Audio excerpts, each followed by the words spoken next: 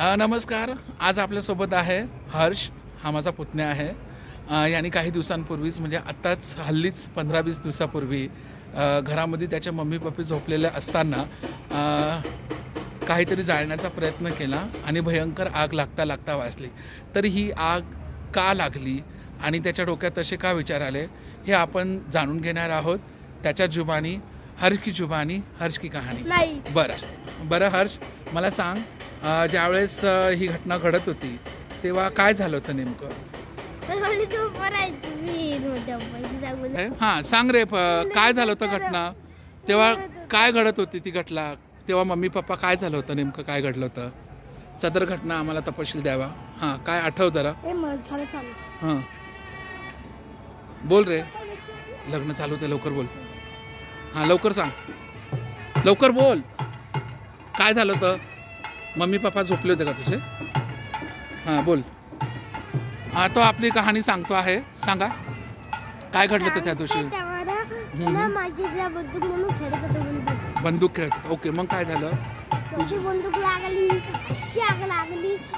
नाही बंदूक लागली म्हणजे तुझे मम्मी पप्पा झोपले होते आणि मी ऐकलं तू मातीची काडी घेऊन काहीतरी झाडण्याचा प्रयत्न केलास.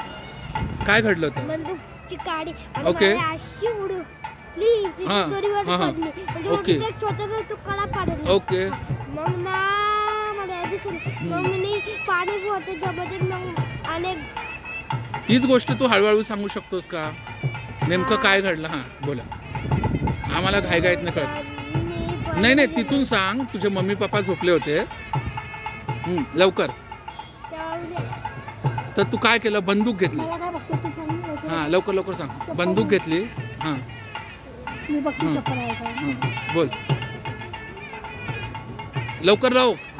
मग ना तेव्हा ना तसंच झालेलं. मी असं बंदूकला पकडायचो आणि खाली कारण अशी गोल. ओके मग ना माझी पेटून जायचं, मग माझी धरून जायचं संपलीवर. म्हणजे तू माचीसनी त्या बंदूक मध्ये हे करत होता, माचीस, जळती माचीस. बरं मग काय घडलं? मग त्या माचीच्या तिळीतून आग कस काय लागली? ती दोरीवरती माझी पडली. मग ती दोरीचा छोटासा तुकडा खाली पडला. मग त्या दोरीच्या तुकड्याने सगळ्या आग लावली. पप्पांच्या टावेला, आईच्या टावेला. पण दोरी कुठली होती अशी इतकी जाड दोरी?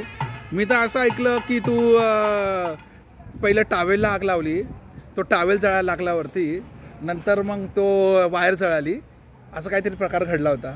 दोरीवरची तार जळाली आणि त्याच्यानंतर मग ती तुटली. मग कसं खरं आज तो आपल्याला सगळं खरं सांगणार आहे. सांग रे. तेव्हा मी उलट सांगितलं होतं. तेव्हा मग खरं काय ते आम्हाला जाणून घ्यायचं आहे. तेव्हा पहिले दोरीला आग लागली. ओके, दोरीला अशी कशी आग लागली ते आम्हाला सविस्तर सांगाल का? हा, दोरीवर ती माझी पडली. ओके, मोठा तुकडा, एवढा तुकडा कपड्यांवर पडला. आईच्या टॉवेल मध्ये, माझ्या टॉवेल मध्ये, पप्पांच्या टॉवेल मध्ये, टॉवेल मध्ये पडला. ओके, माझ्याकडे डबल टॉवेल होता. मग टॉवेलचं झाड आला. मग मी टॉवेल फेकून दिले. बर, मग त्याच्यानंतर तू काहीतरी ओरडायला लागला. हा, मी साताला मारायला लागलो.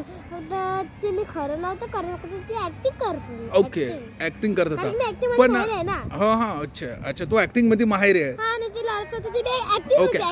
हा मग तू असं ओरडायला लागला की मी बुरा आहे, मी बुरा आहे, मी बुरा आहे, मी बुरा आहे. खरे का?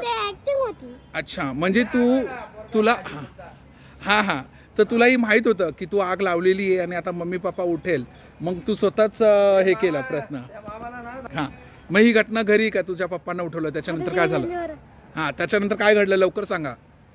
मम्मी माझ्याला उचललं आणि ते मारत होतं. ते फक्त एक नाटक होतं. म्हणजे उद्या जर घराला आग लागली तर तुला काही फरक पडणार नाही.